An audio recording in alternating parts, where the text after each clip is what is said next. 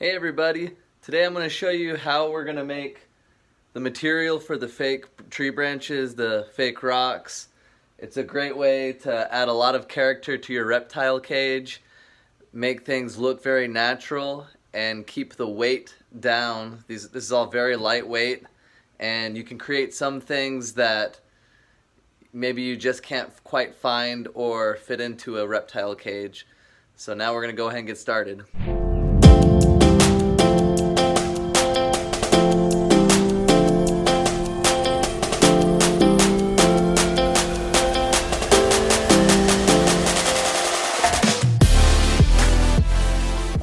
Let's go. So here we have ripped up paper. You can do this with toilet paper. However, I like to be as eco-friendly as possible. So this is junk mail and other things that would have just ended up in the recycling. And we're gonna soak it with hot water. The longer you soak it, the easier it is for the fibers to break up. Toilet paper would be instantly. And now I'm gonna blend this. We've blended it into this pulp. So now let's strain it. Just dump it in the strainer.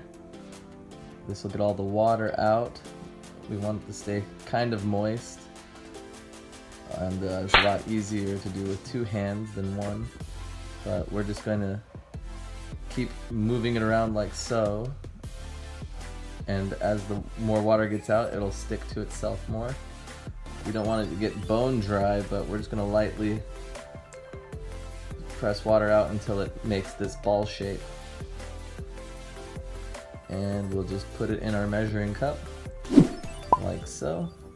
We'll blend some more, make more balls, put them in. I'm going to go for it until I get this completely full. And this measuring cup was about 28 ounces. I almost filled it to the top. So 28 ounces of paper. We'll just kind of spread it around and get it prepared for the next ingredient. So it'll look like that. Now this next ingredient is a drywall compound, and you want to make sure you use this specific brand. If you use the DAP brand, it won't work. I got this recipe from a YouTuber, Ultimate Paper Maché by Jonni Good. I'll link her YouTube channel in that video in the description. She'll go in more depth with this recipe. We're just going to apply the drywall compound. The recipe called for 1 1/4 cups paper, 1 cup drywall compound, and 3/4 cup of this clear glue.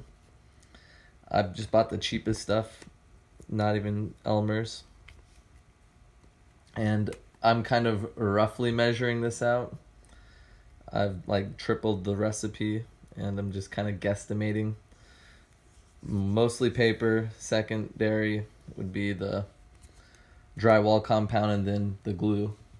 So let's just get it mixed up. That's pretty good.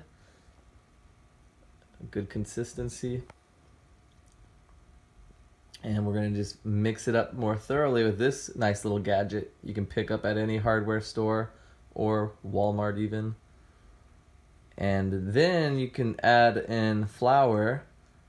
This will help it bind stronger. I'm just going to get all the little clumps worked out. And the more you add in, the thicker the compound, the thinner. And we want to get it to a pretty tacky state because some of these rocks and branches have an underhang and gravity's going to want to pull it down. So we want it nice and tacky. And we'll do a thin layer at first. But you can always go back over it.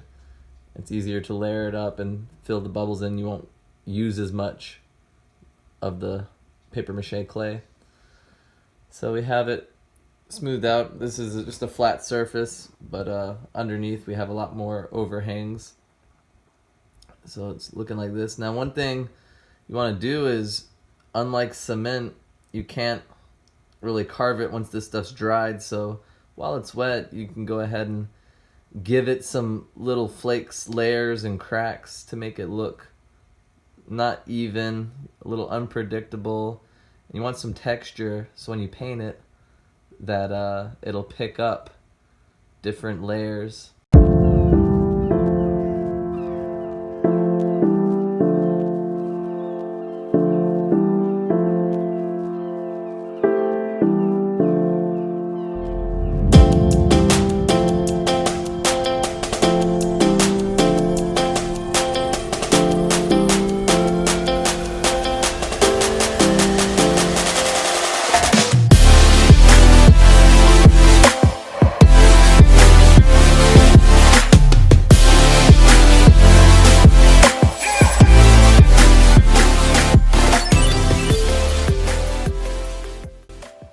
I hope you guys enjoyed that, and I hope that you learned something. This is all an experiment that I'm doing, and I don't know how well it's gonna work. We will find out as I make these videos and complete this cage. This material is not gonna be waterproof, so what we have to do is we're gonna paint it with acrylic paint, make it look the way we want, and then we're gonna get a liquid pond sealer, and we're gonna cover and coat the entire interior of the cage to make it waterproof. Join me next week and we'll continue on and we'll move on to the next stage. See you guys.